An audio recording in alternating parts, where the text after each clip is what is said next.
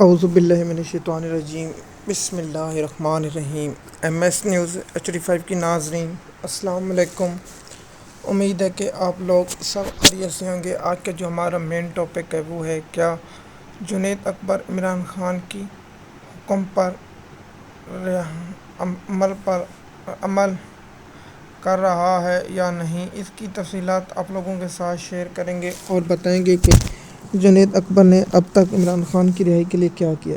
جیسے کہ آپ جانتے ہیں کہ عمران خان نے علی امین گنڈا پور کو KPK کی صدارت سے ہٹایا اور اپنا جنید اکبر کو KPK کا صدارتی بنا دیا۔ اس کے بعد پاکستان تحریک انصاف میں کچھ امید باقی تھی، لیکن جو میں اس پر تجزیہ دینے سے اپنا رکا ہوا تھا کہ دیکھتے ہیں کہ اپنا جنید اکبر کیا کرتا ہے یا کیا کام کرتا ہے۔ میں نے کہا چلو عید سے پہلے میں ویلاگ بنانا چاہتا تھا، لیکن میں نے کہا چلو عید کے بعد ویلاگ بنا دیتا ہوں۔ پھر میں نے کہا چلو ایک ہفتہ اور صبر کر لوں، اس کے بعد ویلاگ بناؤں۔ لیکن آج مجھے ویلاگ بناتے ہوئے یہ محسوس ہو رہا ہے کہ اگر مراد سعید ایکٹیو نہ ہوتے تو جنید اکبر بھی کوئی ارادہ نہیں تھا ایکٹیو ہونے کا۔ میرا یہ مطلب نہیں ہے کہ جنید اکبر کوئی غدار ہے یا کیا ہے، اس پر میں یہ فتویٰ جاری نہیں کرتا، لیکن میں جو آپ لوگوں کو حقائق بیان کرتا ہوں۔ جنید اکبر نے کہا تھا تمام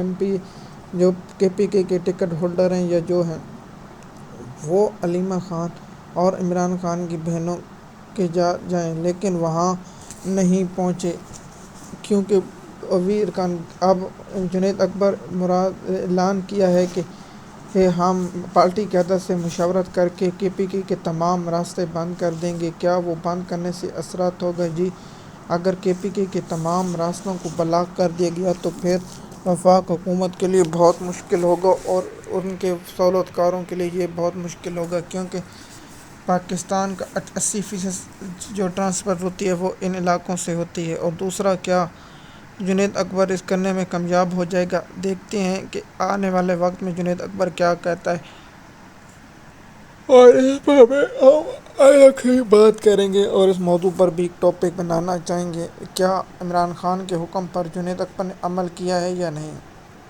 عمران خان نے کہا تھا کہ جو ہمارے لاپتہ افراد ہیں ان کا ڈیٹا اور جو اغوا ہوئے ان کا پتہ نہیں ہوا۔ کیا جنید اکبر KPK کے جو لوگ گرفتار ہیں ان سے ملاقات کرنے گیا؟ تو سوال ہے نہیں۔ کیا جنید اکبر نے جو بیانات دیے ان پر عمل کیا ہے؟ جواب ہے نہیں۔ جنید اکبر نے کہا کہ میں توشہ خانہ کا تمام ریکارڈ پبلک کروں گا، لیکن ابھی تک توشہ خانہ کا ریکارڈ پبلک نہیں ہوا اور آپ لوگوں کو اس کی بات کا بھی علم ہے۔ اور دوسرا یہ ہے کہ پاکستان میں جو سیاسی اور معاشی صورتحال ہے، نہ جنید اکبر اس پر پریس کانفرنس کرتا، اس کو چاہیے تھا کہ میرے معیشت کو ساتھ بٹھا کر اور اس پر بات کرنی چاہیے۔ جو انسانی حقوق کی پاکستان میں جو نون لیگ کی حکومت خلاف ورزیاں ہو رہی ہیں اس پر بات کرنی چاہیے، لیکن دیکھتے ہیں آگے سے کیا ہوتا ہے اور اس پر ہم بات کرتے ہیں یا نہیں، وہ الگ بات ہے۔ دوسرا،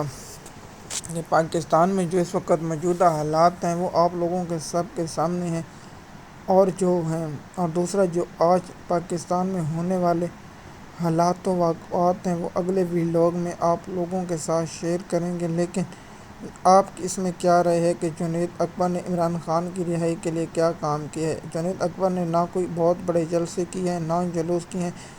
مراد سعید ایکٹیو ہونے کے بعد یہ لوگ بھی ایکٹیو ہو گئے، کیونکہ ان کو اب خطرہ لگنے لاحق ہو گیا تھا کہ اگر مراد سعید نے قیادت نوجوانوں کی دی تھی۔ عمران خان نے پہلے بھی کہا تھا کہ اس لیے میں ڈرتا ہوں کہیں نوجوان اپنے ہاتھ میں یا سب کچھ نہ لیں، اور وقت وہ آ گیا ہے کہ پاکستان تحریک انصاف کے نوجوان اب آگے قیادت کریں گے، اور جو ان کے لیڈر بزدل، جس میں سب سے بڑا نام گور علی اور عمر ایوب کو چھوڑیں اپنا کہ وزیر اعلیٰ KPK کا ہے، وہ سب سے بڑا غداروں کے نام ہے۔